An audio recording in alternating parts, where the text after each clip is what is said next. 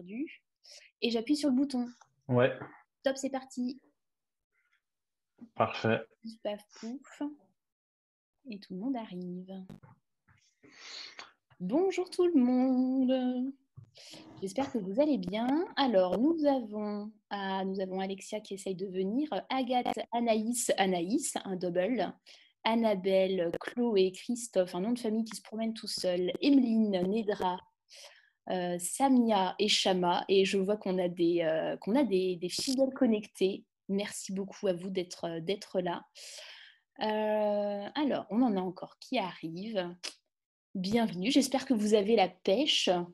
Arnaud, comment tu vas? Ça va très bien, merci. Yes. Hop, et ça arrive, ça arrive. En attendant, petite intro. Alors, pour ceux qui ne connaîtraient pas, oh, bonjour les gens du chat. Pour ceux qui débarquent, qui n'auraient pas vu les premiers épisodes, on va papoter une demi-heure avec notre invité très spécial du jour. Tellement spécial que c'est un homme, histoire de changer un peu. Et puis après, voilà, alors selon la quantité de questions, etc. Alors, on répondra aux questions. Arnaud, il y a Anaïs qui te trouve beau gosse. Alors, bon, ça ne gâche rien. Ça- Merci Anaïs. C'est bien aimable. Oui, je t'affiche Anaïs, j'en ai rien à faire. Nous avons Lina qui arrive. Ah, alors ça arrive encore. Super. On va être plus d'une vingtaine. C'est génial. Merci à tous. Yes. 13h03, on est bon. Alors, on a qui d'autre? On a Guillaume. Salut Guillaume. On a Wafa, Johanna. Super. Un mélange d'habitués, si jamais on peut parler d'habitués, vu que c'est la quatrième. J'ai un doute, ouais, si c'est ça. Et puis de nouveau. Alors, j'accepte encore une dernière personne. Et puis ben, sinon, on va y aller. On va y aller. Arnaud, t'es prêt? Starting block? Ouais, je suis chaud. Chaud bouillant. Eh ben, c'est Ouais. parti. On l'est tous. Bonjour Wafa. Alors, allez. Alors aujourd'hui, nous avons le docteur Arnaud parmi nous. Euh, Petite présentation extrêmement rapide. Alors, je suis en train de faire un calcul. Est-ce que toi aussi, tu aurais 31 ans? J'ai 31 ans, Eh oui, depuis peu. depuis peu, Euh, ouais. alors, tu fais partie de ces gens extrêmement classe qui sont docteurs en biologie moléculaire, qui ont soutenu en 2016, qui en plus étaient à l'IBMC de Strasbourg et en plus au quatrième étage, donc vraiment des gens exceptionnels. Une Dream Merci pour Team, votre hein. docteur. C'est un peu la Dream Team de la recherche à Strasbourg et je suis tentant, effectivement. Voilà, c'est nous, les anciens. Donc soutenance fin 2016. Et alors là, pour le coup, on a une période de transition qui est un petit peu plus en ligne droite que ce qu'on a pu aborder dans les épisodes précédents. Reprise d'études, cash, boum, on y va, on est efficace. Et puis un job assez rapidement, me semble-t-il. C'est bien résumé? Ouais, plutôt. Bah, il s'est passé un an entre la fin de la thèse et le premier taf, avec effectivement une reprise d'études entre les deux qui s'inscrivait de toute façon dans mon projet. Mais ouais, j'ai même pas eu le temps de chômer réellement, en fait. Ça, c'est la classe, plutôt une belle perf. Alors, on va aller voir ça un petit peu plus en détail. Avant d'attaquer la période de transition en elle-même, alors même si le but, ce n'est pas de parler d'une thèse pendant une demi-heure, donc tu as étudié un procaryote, voilà, Yes. pendant 4 ans. J'imagine qu'il faut de tout pour faire un monde. Est-ce que tu peux nous dire, voilà, en quelques phrases, en gros, dans quel contexte tu as fait ta thèse? Est-ce que tu voulais faire une thèse plus que tout? Et puis un petit peu rapidement ton sujet. Tout Impression. à fait naturel pour moi d'enchaîner après le master sur une thèse, puisque à l'époque, j'avais clairement plein d'ambitions. Ouais, il y a eu un décalage, hein. Le problème vient de toi, de chez toi. Ouais, Alors, tu disais que c'était naturel donc pour toi de faire une thèse après ton master et j'ai pas entendu grand-chose d'autre. c'est vrai, bah, parce qu'à l'époque, je suis toujours quelque part un petit peu, hein, mais j'étais vraiment très très passionné parce que j'étudiais ce que j'apprenais sur la bactériologie, le monde prokaryote, la biologie moléculaire, les perspectives évolutives derrière. Et j'ai eu la chance de voir mes efforts payés, c'est-à-dire que je travaillais beaucoup et ça me réussissait pas trop mal. Donc je me destinais à l'époque, ouais, à être un grand chercheur dans la recherche fondamentale. J'idéalisais un petit peu cette chose-là.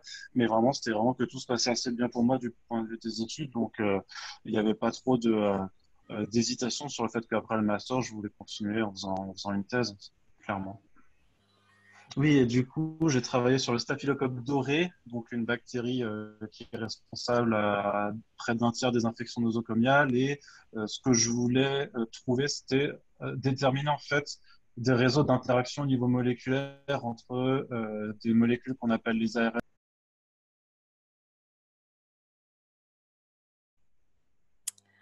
Ok, alors ce que je voulais aborder, alors voilà, je connais pas le profil de tout le monde dans la salle, c'est le côté bourse, parce que d'ailleurs c'est des messages que je reçois souvent, quels sont les conseils pour trouver une thèse, pour trouver un financement. Toi, je sais Arnaud que tu as passé un concours.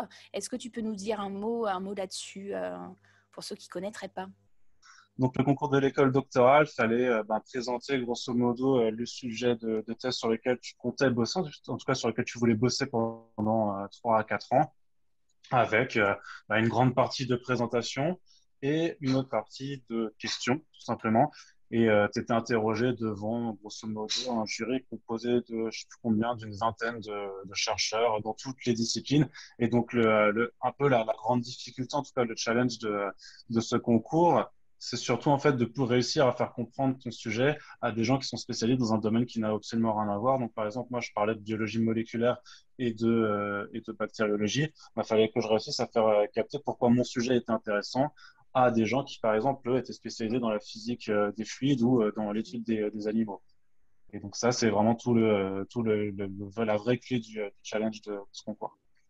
Ouais, c'est exactement ce que j'étais en train de me dire. Ça devait être un beau challenge. Alors, sans aller dans la vulgarisation non plus, parce que on vient quand même présenter un sujet de thèse, mais se rendre quand même compréhensible d'autres profils. C'était une chouette expérience. T'as aimé?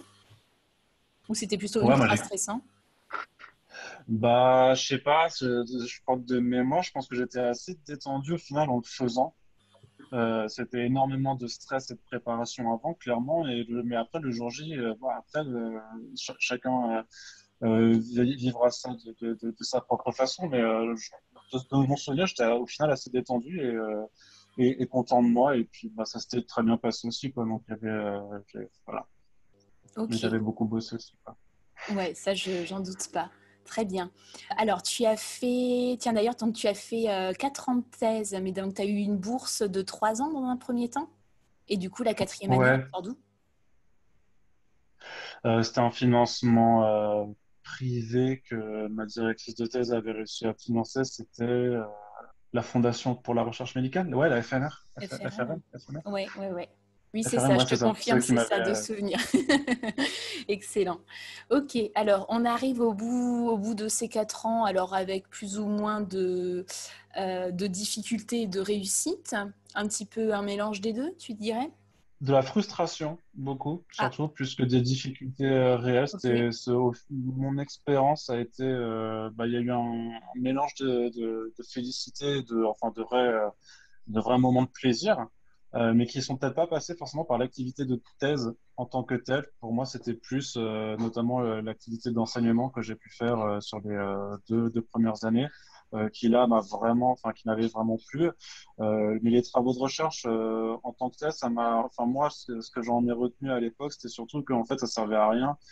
À l'inverse de ce que j'avais fait pendant mes études, c'est que ça servait à rien de bosser comme un connard pendant des heures, soir et week-end. Parfois, quand ta manip, elle veut pas marcher, parce qu'il y a un facteur chance qui est vraiment un peu présent là-dedans, ben voilà, t'auras beau forcer, quand ça veut pas, ça veut pas.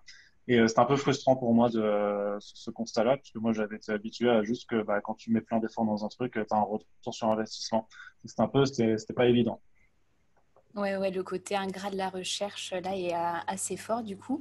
Et tiens, ça me fait penser, comme tu parles du plaisir que tu as pu avoir à faire du monitorat, t'as pas eu envie d'aller vers l'enseignement après le doctorat? L'enseignement, oui. Après, je suis pas pédagogue. Donc, si je voulais faire de l'enseignement, c'était pour parler à des adultes, pas à des ados ou pire à des gamins. C'est pas que j'ai rien contre eux, c'est juste que je suis pas pédagogue, je suis pas patient. Donc, moi, j'avais envie de parler seulement à des gens. Enfin, j'ai beaucoup aimé le moniteur parce que c'était quand même des jeunes qui venaient de passer le bac et tout ça, mais qui étaient quand même là un petit peu par intérêt. Et le but, c'était de consolider cet intérêt moi, je me rappelle très bien de mon lycée, j'en avais rien à foutre de quasiment tout, donc j'avais absolument pas envie de faire de l'enseignement dans ce genre d'établissement. Mais le problème, c'est que pour faire l'enseignement au niveau que je voulais, bah, il fallait passer par le cursus normal, faire des concours d'enseignant-chercheur et tout ça. Et ça, je n'en avais ni l'envie, j'en avais plus l'envie à ce moment-là. Mhm. Ok.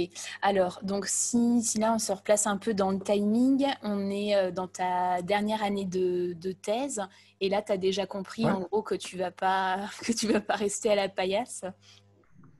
ouais, Tu as déjà pris la clairement, décision pour la suite.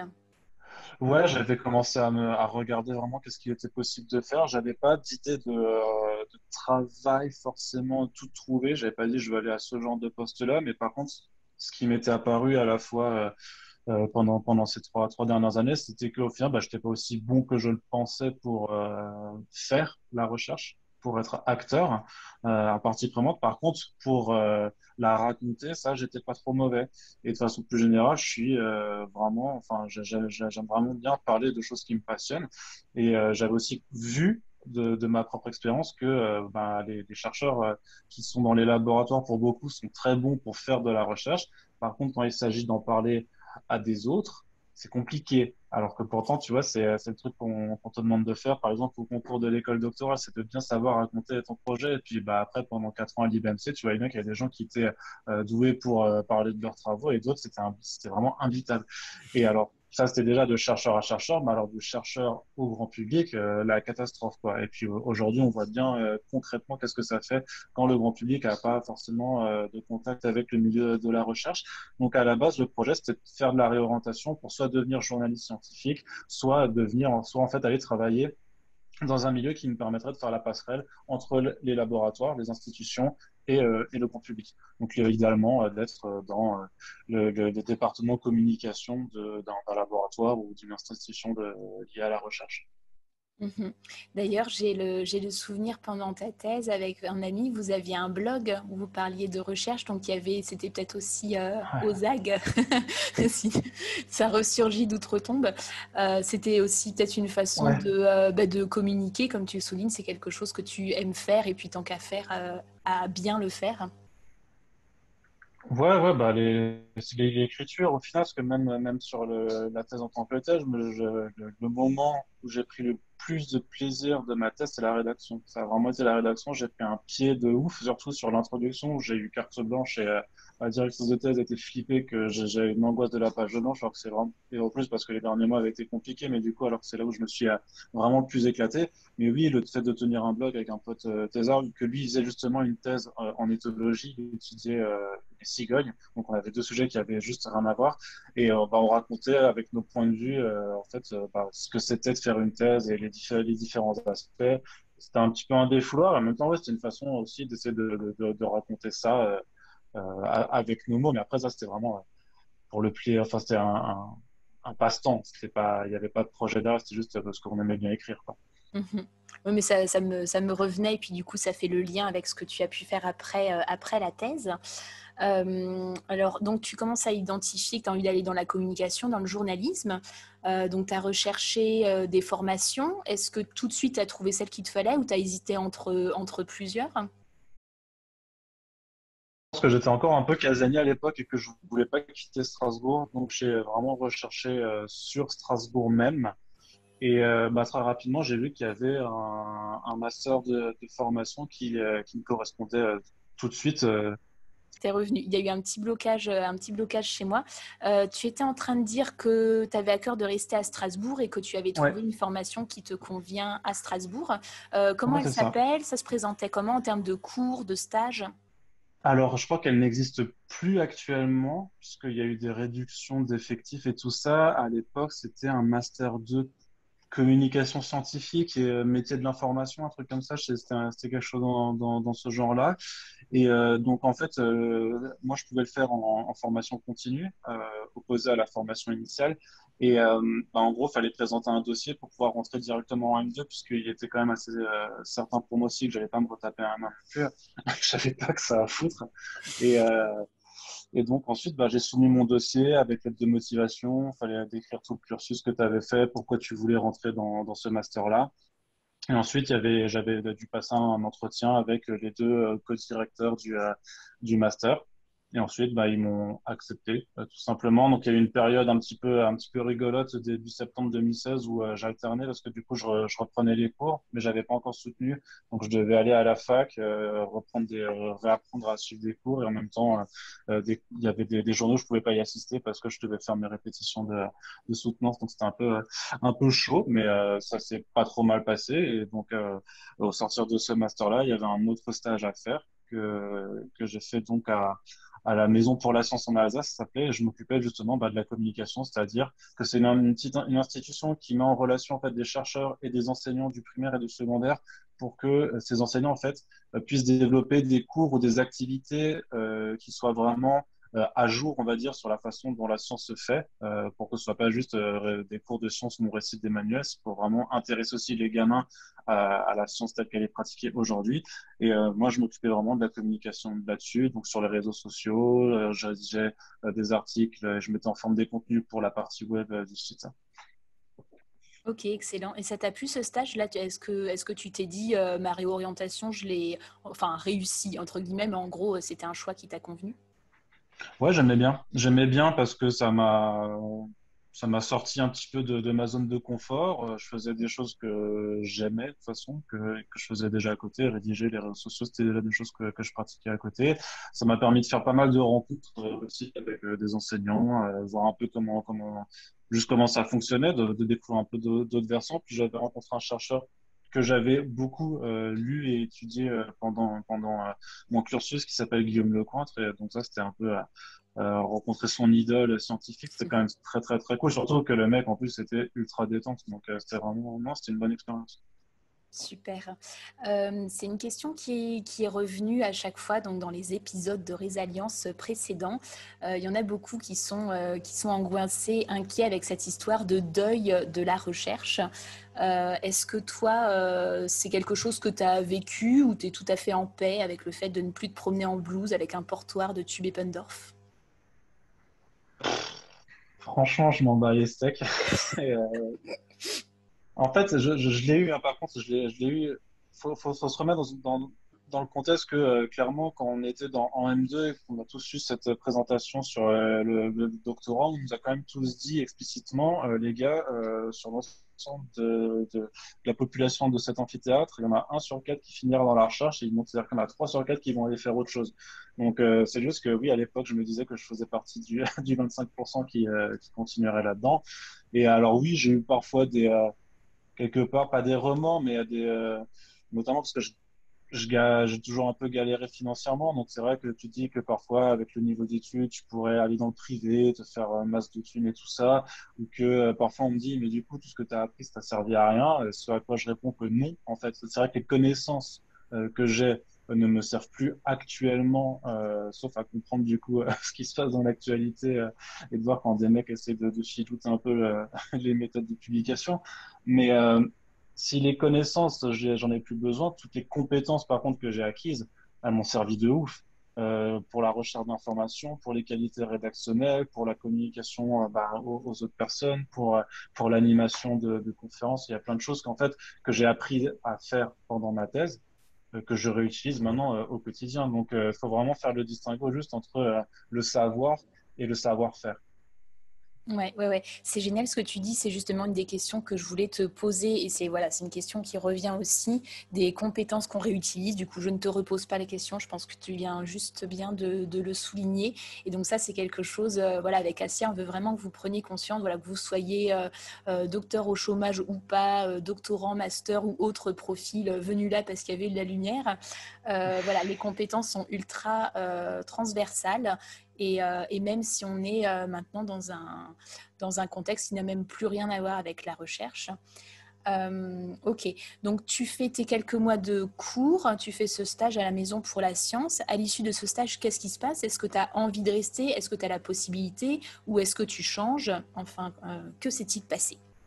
Ouais. Alors déjà, en plus, je me suis rendu compte, alors peut-être qu'effectivement les 4 ans de test, ça change la donne, mais en fait, c'était le deuxième major, c'était bidon, c'était du MD, mais c'était beaucoup trop simple, ça m'avait fait marrer, alors que j'avais un peu l'angoisse de reprendre des cours en disant, putain, je vais devoir reprendre des trucs. En fait, non, donc c'est cool de voir que même inconsciemment, en fait, tu peux aussi faire de la reprise d'études et tu vas pas tout perdre forcément. Il y a plein de choses que ton cerveau, il arrive à enregistrer sans que tu le saches. Et, justement, je parlais de Guillaume Lecointre avant, puisque le stage se passait plutôt bien dans l'ensemble, et notamment avec ce monsieur. Donc, il y avait, lui, il travaille au Muséum national d'histoire naturelle de Paris, au MNHN, et ils étaient en train à l'époque, de vouloir refaire toute leur partie web et réseaux sociaux. Donc, il avait vu le travail que je faisais, on s'entendait bien. Il m'avait dit, il n'y avait jamais eu de proposition concrète, mais il m'avait quand même dit, faut qu'on se parle, toi et moi, parce que nous, parce que ça, c'est quelque chose qui pourrait t'intéresser, et voilà. Sauf que au mois de mai, donc 2 mois avant la fin de mon stage, et donc bien avant ma deuxième soutenance, il y a un monsieur qui travaillait sur un site qui est actuellement le seul site professionnalisé, spécialisé pour parler de comics en France, qui vient me voir, qui me donne rendez-vous sur Paris, et il me dit, bah, en septembre, on recrute, est-ce que tu veux rejoindre notre équipe rédactionnelle à la rentrée? Et connaissant le milieu, et connaissant ce genre d'opportunité, bah, j'ai pas mis longtemps à accepter parce que je savais que ça se représenterait pas, puisque bien sûr, ce qui n'a pas été dit depuis le début, c'est que moi, depuis 2013, je rédigeais en amateur, donc sans être payé, sur un site spécialisé sur les comics et plus particulièrement la branche DC Comics, donc l'éditeur qui publie des héros comme Batman, Superman et tout ça. En 2015, j'étais passé rédacteur en chef, toujours en étant bénévole là-dessus. Donc j'avais une petite équipe de 13 personnes que je gérais au quotidien pour alimenter un site qui était à l'époque le deuxième site spécialisé en France. Et donc j'avais tout en finissant ma thèse, j'avais aussi commencé à m'imposer comme un professionnel dans ce milieu-là. C'est-à-dire que même si j'étais pas payé, j'avais toujours eu à cœur de vouloir faire les choses bien. Et donc, quand le mec est venu me voir, c'est parce qu'il avait capté, bah, au bout de 5 ans à cravacher, que voilà, j'avais aussi des compétences rédactionnelles dans un autre domaine, ce qui fait un peu le lien avec ce que je disais juste avant. Donc, finalement, j'ai même pas eu besoin de chercher de taf ou d'aller consolider quoi que ce soit avec MNHN ou n'importe quel autre projet, puisque dès le mois de mai, je savais que de toute façon, en septembre, je switchais encore un petit peu plus de projet professionnel. C'est la classe à Dallas, ça. On vient te chercher, te proposer un truc qui te fait envie. C'est vraiment trop cool. Ouais, Ok. c'est vrai. Bah, enfin, ça nous est pas tous arrivé. Du coup, j'étais en train de me dire, t'as même pas eu forcément l'exercice de revoir ton CV façon journaliste pour un peu gommer les compétences en Western Blot. Non, le CV, finalement, je l'ai refait l'été dernier quand je me suis retrouvé au chômage pendant un mois et au final, ça m'a même pas servi puisqu'on est revenu me chercher. Mais c'est vrai que mon entretien d'embauche pour ce site-là, c'était autour d'un iced tea à un Starbucks, quoi. Donc, vraiment, après, là, ce sera vraiment des particularités de ce domaine qui est pas très grand, où tout le monde se connaît un peu, où ça répond pas forcément aux normes et aux conventions qu'on a vraiment dans le monde du travail. C'est vrai que c'est assez particulier. Mon exemple là est un petit peu particulier, mais je veux dire, c'est un peu le cas sûrement dans les domaines culturels. Il y a pas mal de choses qui se font au réseau en fait. C'est parce que s'il est venu me chercher, c'est parce que le type voyait bien qui sont les autres rédacteurs de sites et dans ce milieu-là très très spécifique. Et que sans me jeter des fleurs, il a bien vu que a priori j'étais quand même le plus déter et le plus compétent pour rejoindre leur équipe, quoi. Bah oui, c'est génial parce que du coup, tu pouvais déjà montrer que tu avais travaillé des années en plus bénévolement sur Ouais, un bah travail qui ouais, avait dû leur plaire. Donc, c'est ça. voilà. Tu as parlé de l'importance du réseau. Alors j'en remets une couche, hein. Tous les gens que vous rencontrez, ce que vous avez pu faire avant dans votre vie, même dans un caractère pas dans la vie professionnelle ou les études à proprement parler, bah, ça peut prendre toute son importance. Là, c'est un très bel exemple. C'est chouette. Il me vient une question qui tombe un peu comme un cheveu sur la soupe, mais j'ai peur de l'oublier, donc je la case maintenant.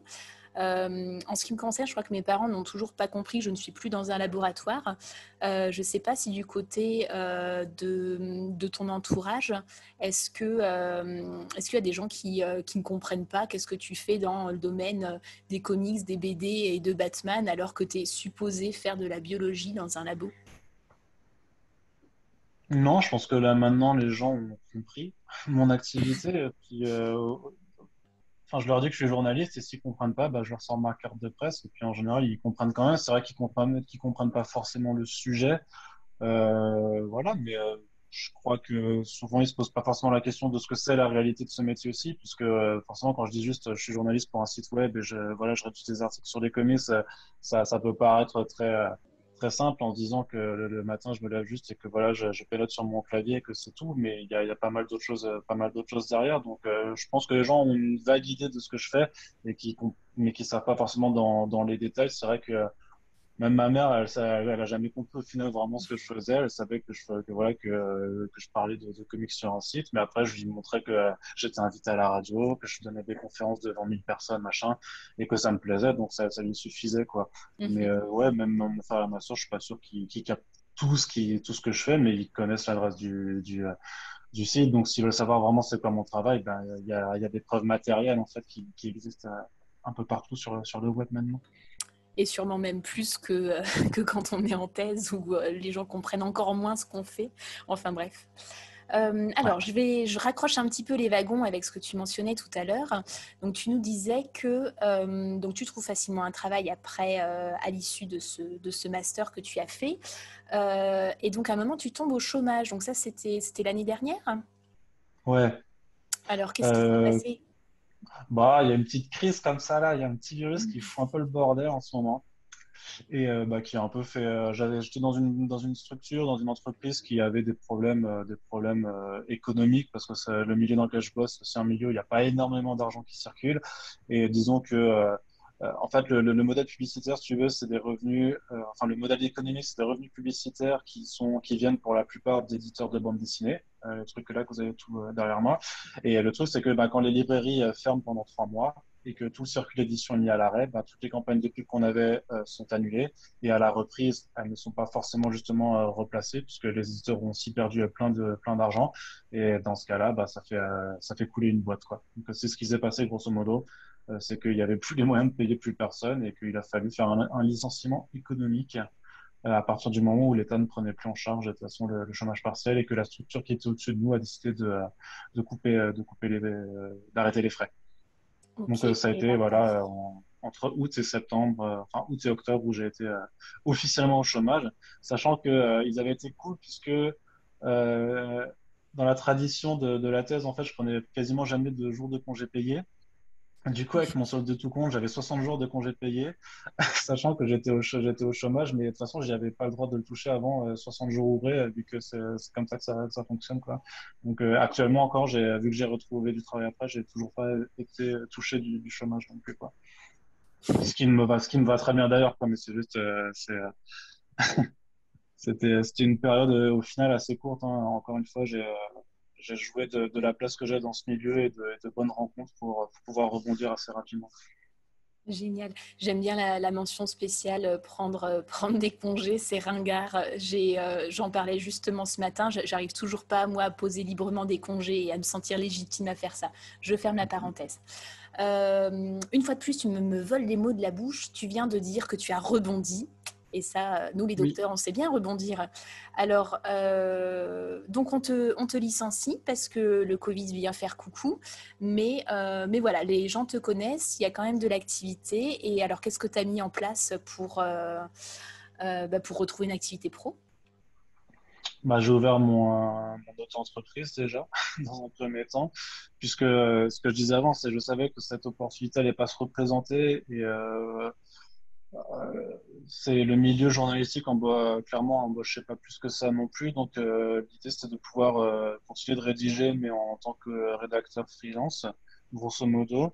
Mais sachant que même quand ma boîte a fermé, je savais qu'il y avait des gens qui étaient intéressés pour reprendre et que potentiellement, voilà, c'était juste une phase de transition qui allait durer juste un à 2 mois. Donc je n'étais même pas encore trop inquiet. J'avais 60 jours de ouvrés en fait où je pouvais me dire voilà pendant encore 2 mois au pire c'est pas trop grave quoi.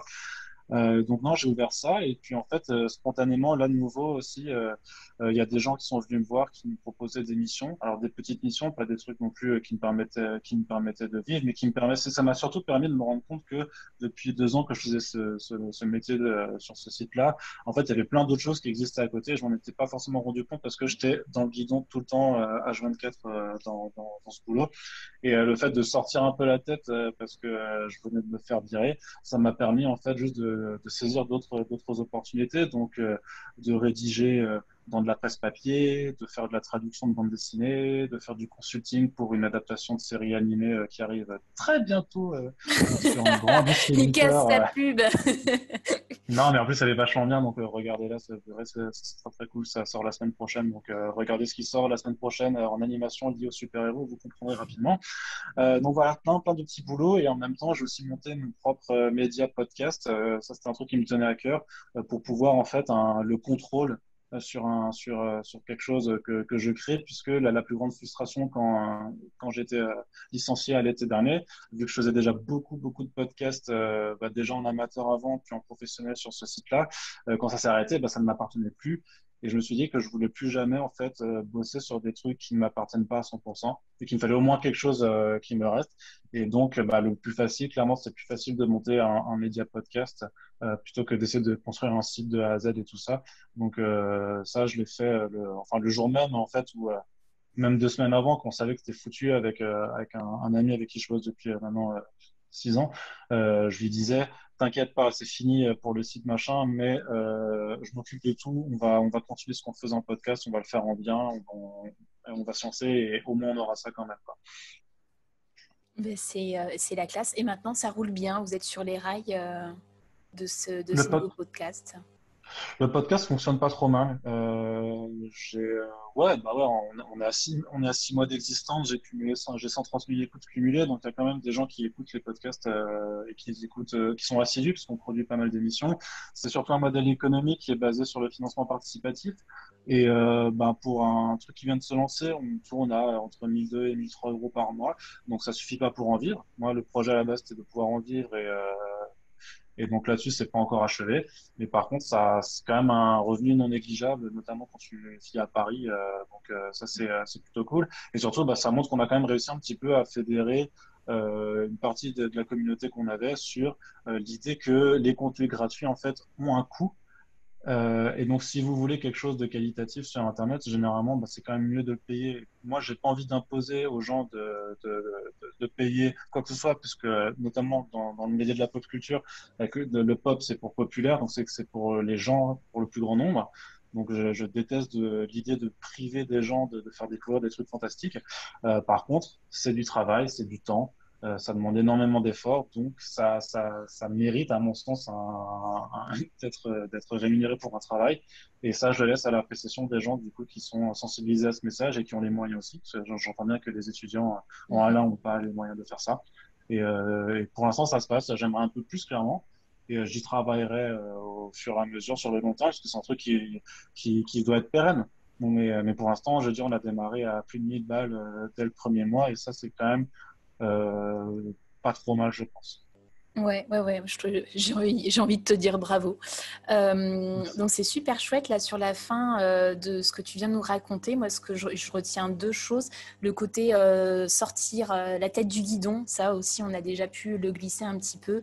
Le monde est vaste, les possibilités sont infinies et donc après quand on s'en rend compte et qu'on sait soi-même en s'en rendre compte en allant discuter, se renseigner, etc.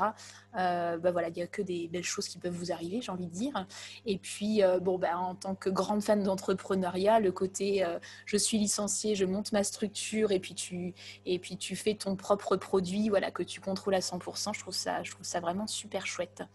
Ouais, alors que j'étais même pas Ouais. forcément dans ce genre Mm. d'optique et tout ça. Je sais pas, j'étais pas plus sensible à ce genre de discours, mais faut reconnaître qu'au moins là-dessus, il y a des possibilités, quoi. Il y a des outils qui existent, donc après, faut savoir comment les utiliser, mais ils sont là, quoi. C'est bien de le savoir. Mais il faut le savoir aussi. Ouais, génial. Alors, ça fait un peu plus de 30 minutes qu'on papote, donc on va clôturer. Moi, je veux juste poser une dernière question ultime, sûrement la plus intéressante de tout ce qu'on aura dit jusqu'ici. Est-ce que c'est grâce à ce master en communication que tu as pu rencontrer Maître Gims? Euh, bah non, non, non, c'est grâce à mon travail. Ça, c'est enfin grâce à mon travail de journaliste, puisqu'il sortait un manga. Euh, est-ce que je l'ai encore? Là, il sortait un manga du coup avec son frère et un scénariste français et un dessinateur japonais. Et en fait, il y avait du coup, c'est publié par Glénat. C'était juste qu'il y avait une soirée de vernissage, une soirée de lancement pour son manga. Et bah, il était là. Et du coup, bah, grand fan de Maître Gims devant l'Éternel, je ne pouvais pas résister à l'envie de lui demander un selfie, effectivement. Mais d'autant plus qu'en plus, pour un moment, parce que enfin, en vrai, hein, si on prend le truc vraiment sérieusement, parce que moi j'ai interviewé son frère, du coup, le projet est pas nul parce que tu dis, ouais, c'est un rappeur qui fait de la BD, c'est n'importe quoi, machin, mais en vrai, le truc est pas plus nul qu'un manga fait par un dessinateur de BD à la base. Donc, c'était plutôt intéressant. Ça n'a pas marché du tout, par contre, parce que Glénat s'est foiré sur la com et que Gims n'a pas forcément joué le jeu pour le vendre, je crois. Mais non, c'était marrant. Mais voilà. Génial, comme ça je connais toute l'histoire de ce selfie que j'avais cru beaucoup plus dû au hasard que ça. Mais sache Excellent. que j'ai repris une chanson de Maître Gims au saxophone, je l'ai postée sur les réseaux sociaux et il m'a partagé, il m'a retweeté en me répondant que c'était mortel. Donc voilà, c'est vraiment Waouh. une belle relation d'amour musicale. Le feu d'artifice pour terminer. Là, franchement, je serais presque jalouse. Mais bon. Arnaud, merci. J'ai refait plein de découvertes et plein rigolé de nouveau. Alors, on va en rester là pour ce qui est du format interview. Alors, je ne sais pas s'il y a des questions. Si vous êtes extrêmement timide, vous pouvez nous écrire dans le chat. Et si vous voulez nous aider à faire 3 millions de vues sur YouTube, vous pouvez allumer vos caméras et micros et venir faire coucou, une remarque, une question. Moi, j'ai encore des questions, mais voilà, le but, c'est que ce soit interactif. Est-ce que quelqu'un souhaite prendre la parole? Tadam. Alors, en tout cas, on est toujours 21, c'est plutôt bon signe, ça. Tu voulais ajouter un truc? Non, non, mais n'hésitez pas à poser des questions, soyez pas timide. Ni Delphine ni moi n'allons manger qui que ce soit, donc je serais ravi de pouvoir vous éclairer sur tout et n'importe quoi. C'est pas trop le style. Ah, alors nous avons une caméra qui s'allume. Bonjour Nedra, bienvenue de Bonjour, nouveau. Merci pour ta file idée, ça fait chaud au cœur, tu vas bien? ça va, merci. Merci à vous pour ces podcasts. Bon, je ne peux pas des podcasts, c'est des webinaires qui sont très intéressants. Alors, moi, en fait, je n'ai pas une question forcément peut-être à Arnaud, peut-être qu'il est dans le domaine. Alors, moi aussi, je suis très intéressée par la vulgarisation scientifique et à chaque fois qu'il y a un événement, effectivement, où je dois parler au grand public, ça me plaît énormément, contrairement dans les congrès où c'est plus orienté science et très spécialisé. Je voulais savoir si vous auriez une idée en fait sur les métiers effectivement qui pourraient être proposés dans la vulgarisation parce qu'effectivement au début il voulait faire de la communication avec les labos, mais quel genre de communication avec les labos? J'ai pas, c'est quel métier en fait exactement? En fait, c'était plus d'être dans le pôle communication des laboratoires, c'est-à-dire qu'il y a quand même des institutions en fait qui ont vraiment des personnes qui sont chargées, notamment de rédiger les communiqués de presse, de faire ce genre de choses, d'apporter en fait les nouvelles pour qu'elles soient ensuite reprises par des médias plus ou moins généralistes. Et c'était vraiment ce qui m'intéressait, c'est de pouvoir faire la passerelle.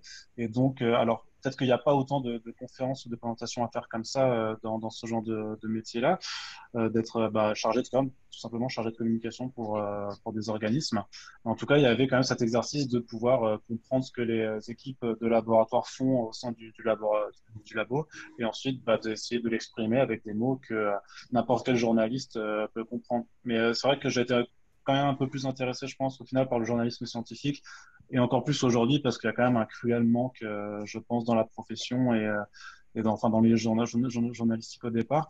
Après, il y a aussi un truc qui m'avait pas forcément intéressé, mais qui correspond sûrement à tes attentes, c'est ce qu'ils appellent les CCSTI, les centres de culture scientifique et technique et de l'information, qui sont vraiment des endroits qui sont faits pour vulgariser la science et dans laquelle, en fait, tu peux être animateur et justement faire des présentations. Et ça, je sais que c'était quelque chose qu'on abordait beaucoup dans notre master de communication scientifique, c'est l'existence de ces CCSTI, si je me rappelle bien.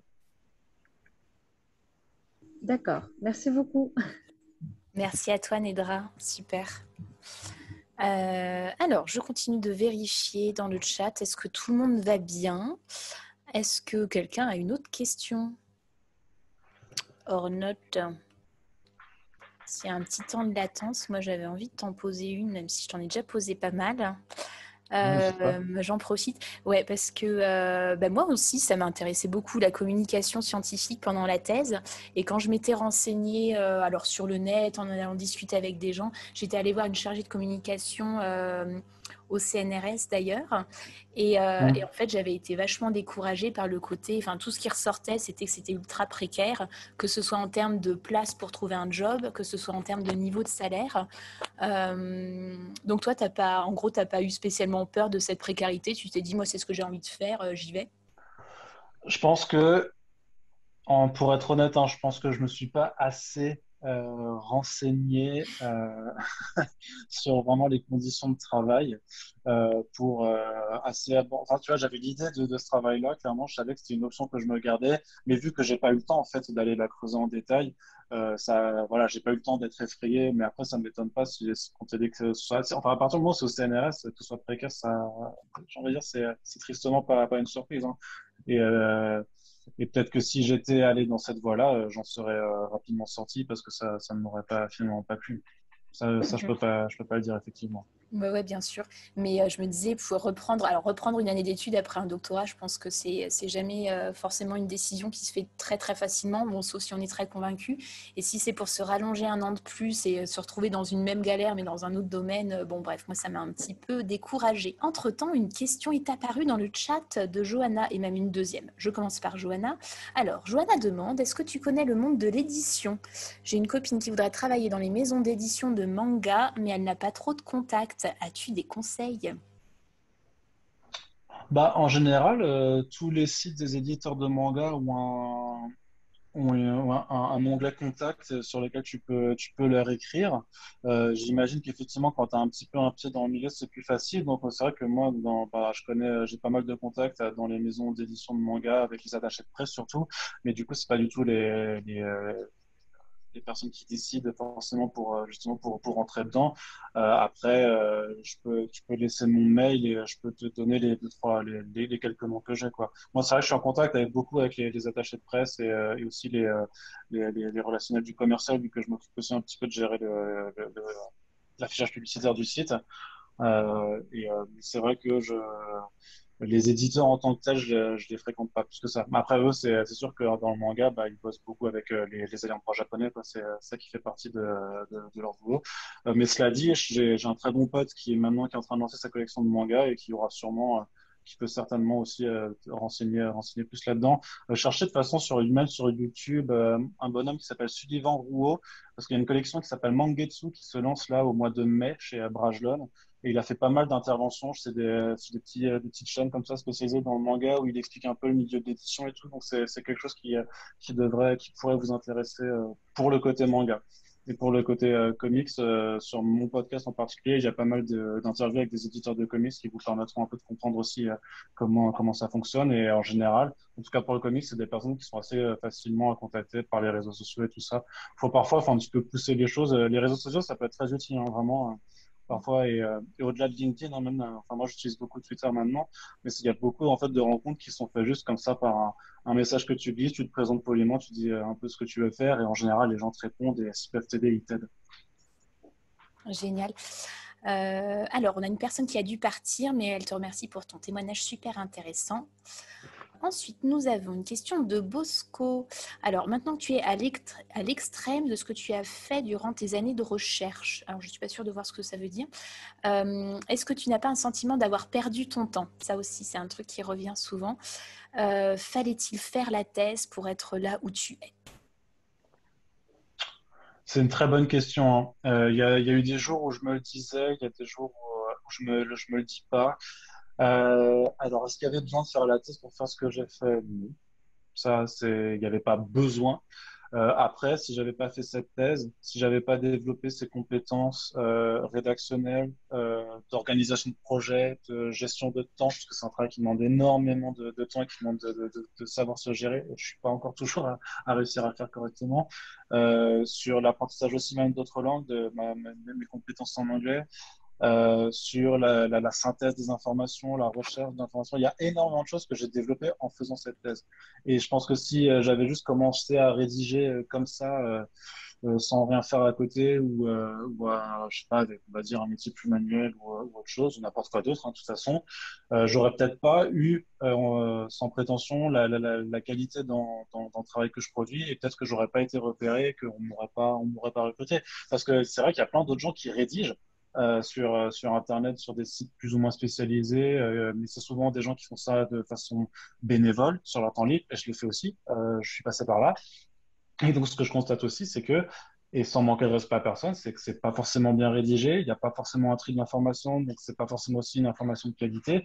Donc, malgré tout, moi, dans cette optique-là, je pense que je suis content quand même d'avoir passé ces 8 ans d'études vraiment supérieurs à apprendre tout ça. Et puis, en vrai, encore une fois, hein, sur des sujets de société, il y a des choses que je suis capable toujours de comprendre et d'autres non. Donc, je veux dire, je peux toujours aller postuler pour un journalisme, pour faire journaliste scientifique. En vrai, enfin, le niveau est tel à l'heure actuelle, et il y a tellement peu de journalistes scientifiques dans les rédactions des médias généralistes que je pense que je peux y aller. Je vais dire avec prétention quand je veux, mais enfin, je pense que je peux poser une candidature sérieuse à n'importe quel moment. Parce que c'est quand même resté, ça. Il y a des choses qui ne s'oublient pas, c'est un peu comme le vélo. Donc, non, je pense pas que j'ai perdu du temps. Je me suis dit, hein, je me pose la question, mais je pense vraiment pas. Je pense que ça m'a servi. Je pense vraiment que ça m'a été très utile. Donc, faut pas. Je veux dire, j'ai des potes qui maintenant sont. Je veux dire, j'ai des potes qui ont bossé dans des entrepôts de boîtes qui livrent des jeux de société, et un autre qui est devenu brasseur. Et il y a quand même des compétences qu'ils utilisent au jour le jour. Il n'y a jamais de temps perdu. C'est-à-dire, c'est ton chemin de vie de toute façon. Donc, faut pas, si tu pars du principe que tu as vraiment réussi à perdre du temps, faut essayer de pas le voir comme ça. Après, je dis pas, je m'en suis bien sorti. J'ai aussi un facteur bonne rencontre au bon moment et de la chance qui a joué tout ça, en plus de tout le taf que j'ai donné. Donc c'est sûr que si là, ça fait 3 ans que j'étais au chômage depuis ma thèse et que j'avais rien retrouvé, ou que j'étais devenu je ne sais pas quel autre truc, peut-être que j'aurais un regard plus amer sur la situation. C'est évident aussi. Mhm. Ouais, le côté chemin de vie, c'est exactement ce que j'aurais eu envie de répondre. La personne qu'on est là aujourd'hui, bah, c'est le fruit de tout ce qu'on a fait avant, de tous les gens qu'on a rencontrés. Et si aujourd'hui on... Alors je dis on, ça peut être Arnaud, moi, ça peut être n'importe qui. Le travail que l'on fournit, qui, on l'espère, est de qualité, bah, c'est aussi grâce à tout ce qu'on a vécu avant. Donc on a pu capitaliser là-dessus, quoi. Alors, nous avons Guillaume qui dit qu'il n'a pas forcément de questions en particulier, mais merci pour le travail accompli à travers First Print, on le case. Et il découvre énormément de choses grâce à toi et Corentin, qu'on ne sait pas qui c'est, mais merci à Corentin C'est, du également. coup, c'est Corentin, c'est le pote avec qui je bosse depuis 6 ans, depuis 2014, et qui est sur le podcast avec moi. Donc, First Print, c'est le nom du podcast. Et, merci Guillaume d'être venu. Du coup, tu as dû voir. Je sais pas comment tu t'es retrouvé là, mais c'est vrai que Ah, je te vois ah. souvent partager nos contenus ou les aimer sur les réseaux. Donc, merci de ton soutien également. Alors, C'est ouais, cool. sauf erreur de ma part, je crois que Guillaume a répondu à une de mes stories Instagram. Bref. Ah, yes. Ok. Alors, je vois plus de questions ni caméra qui s'allume et j'ai presque envie de dire tant mieux parce que l'heure tourne. Mhm. Euh, Arnaud, est-ce que tu veux glisser un petit mot de la fin? Très sympa ça. Bah, de jamais perdre espoir non, c'est un peu trop discours des Césars, ce genre de truc, quoi. C'est de la connerie, quoi. Non, non, faut pas perdre espoir, mais si vous croyez quelque chose, faut se donner à fond, faut se donner à fond, faut taffer, vraiment. Je pense que si j'ai réussi à aller jusque là aujourd'hui, c'est quand même surtout par le travail. J'ai eu un peu de chance et voilà. Mais c'est vraiment surtout parce que j'ai jamais voulu abandonner et que j'ai vraiment mis beaucoup d'efforts dedans. Et je pense que avec la part d'aléatoire qu'il y a dans la vie, les gens qui se donnent à fond pour quelque chose ont quand même plus de chances de réussir. Et bah voilà, faut juste bosser dans ce que vous aimez, quoi. Et même si c'est pas forcément si j'avais pas ce boulot, je continuerais de faire ce que j'ai fait en indépendant, en amateur, quoi que ce soit, hein. Je suis passé professionnel à un moment, mais je pense pas que j'aurais arrêté quelles qu'aient été les étapes de ma vie professionnelle. Si j'avais été communicant ou MNHN, j'aurais continué à être rédacteur d'un site spécialisé ou à de faire du podcast avec mon pote. Donc, moi, j'ai eu de la chance de pouvoir professionnaliser ça. C'est pas non plus dit que ça dure toute la vie, mais du coup, voilà, faut kiffer ce qu'on fait, et, quelle que soit la nature professionnelle ou amateur, je sais pas quoi, l'important c'est de kiffer ce qu'on fait. Génial. Ben, je te remercie pour cette merveilleuse conclusion. Comme ça, j'ai même pas besoin de la faire. Merci à toutes et tous. Merci Arnaud. Ça m'a fait très plaisir de t'inviter et de t'écouter Ouais, aujourd'hui. merci. Et désolé pour la connexion de l'enfer du début. Ouais. Bah écoute, mais c'est la preuve que tout est possible, même quand on n'a pas les meilleures conditions rêvées de A à Z. Je termine avec l'annonce de l'épisode prochain qui aura lieu le 25. Donc c'est la semaine prochaine, jeudi 25 mars, ce sera à 13h comme d'hab. On aura le plaisir d'accueillir Alexis Moujol. Et là, on repart ou on repart tout court d'ailleurs, dans la recherche. Alexis, il est Key Account Manager. Donc pour ceux qui ne savent pas ce que ça veut dire, alors dans le détail, moi non plus, puisque je n'ai pas encore écouté Alexis, mais c'est un job à caractère commercial, voilà, en lien avec la recherche et les laboratoires. Voilou, merci encore à tous. On va en rester là pour aujourd'hui. Annabelle dit bravo pour ce mot de la fin très positif et je suis bien d'accord avec ça. Quasiment tous les inscrits étaient présents, donc je suis ravie. Et puis, à très bientôt. Ah, c'est ça. Au Bye revoir tout le bye. monde. Salut. Salut à tous. Salut Arnaud. Merci, Salut au revoir. everybody. Bye bye Nedra, je crois.